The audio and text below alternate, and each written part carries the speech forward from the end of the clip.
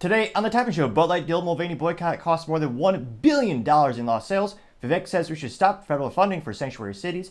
Bud Light loses the Super Bowl. Hyundai will no longer ship their performance ICE engines to the EU due to the environmental mandates. Paramount Plus expects to break a profit by 2025. EA Games to lay off about 5% of their staff. And American Airlines is forced to land due to a cracked windshield. All of that and much more on the Topping Show.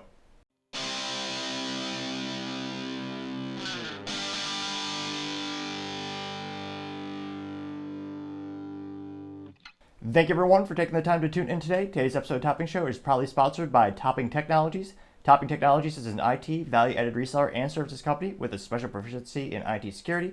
Heck, I see their founder at least twice a day. Gotta say he's quite handsome and brilliant. He's me, you see, that's a joke. If you're an IT leader or a business owner, you can reach the team at sales@toppingtechnologies.com. Also trying to get to 4,000 subscribers by the end of the month, so if you could click that button, I would greatly appreciate it. Now, going over to the business part of the podcast, you have Paramount Plus expecting to make a profit by 2025, which, yeah, that's quite some time. And these companies, for the most part, are still bleeding money profusely when it comes to streaming services. Now, truth be told, I'm trying to think of what Paramount Plus, what's the compelling reason to purchase that streaming platform or get a subscription to it? I'm sure they have a couple interesting things. Truth be told, I'm definitely not their target demographic based on my lifestyle. Now, this actually comes to us thanks to Jay Perez over at LinkedIn, and they say, quote, Paramount reported a mixed bag of its fourth quarter earnings, added a better than expected 4.1 million Paramount Plus subscribers, and kept shrinking its streaming losses, but revenue, of course, still disappointed. Well, granted, I inserted the word of course. They noted their linear and ad revenue tumbled a steeper than expected 15% year over year, which, again, that's not great since, again, ads are another way to supplement your income when you have a media company. Hence, sponsored by Topping Technologies, the best IT company bar none. Granted, I'm perhaps a little bit biased. Now, they say that the media giant is still trying to strike an upbeat tone. It expects Paramount Plus to become profitable by next year amid ongoing mergers and acquisitions rumblings. Talks of a merger with Warner Bros. Discovery have stalled earlier this month. And then Paramount has reportedly discussed a streaming partnership with Comcast Peacock, which I think is only known for The Office. Which, again, a lot of media companies, it's like a crapshoot or a glorified gambling addiction. Most of the TV shows and most of the media will fail epically. Look at Fox. I mean, Fox had basically 3 hits in my lifetime. They had Simpsons, That 70s Show, and Family Guy. Besides that, name one other Fox TV show that was successful long term. But it's one of those things where, just like venture capital, very similar to, in fact, you only have to have 1 or 2 wins to really have a successful media company. So if they were to get a partnership going with Comcast Peacock, that would increase the amount of content to the end users, give more of a compelling reason to buy.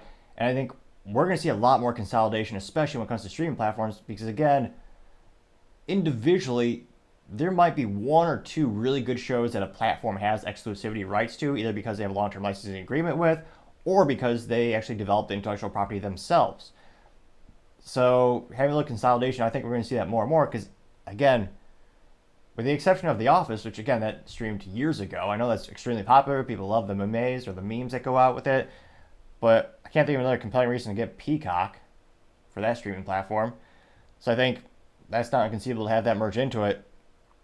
And yeah, most of these companies are still bleeding money. I believe HBO made everyone's eyes light up when they actually made a profit before Paramount Plus, which is perhaps because they had less overhead and they have maybe some better shows on the platform.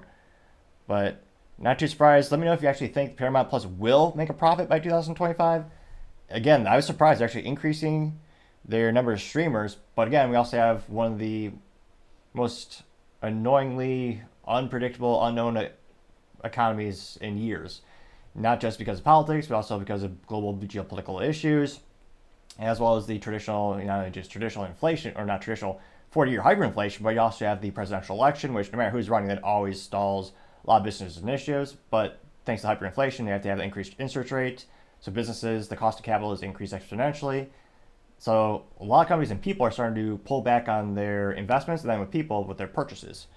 Especially for crap or, interesting things you don't need in life. Paramount Plus, nobody needs that. I mean, shoot, if you go to the library, books are free. Well, granted, your taxes pay for it already, so in a way, it's kind of free to you if you No, it's not. It costs you a lot less, is what I'm saying, when it comes to Paramount Plus. And granted, you're forced to pay taxes, so it's one of those things where, yeah, it's more value added to get a book than Paramount Plus. No one's forcing you to buy Paramount Plus yet.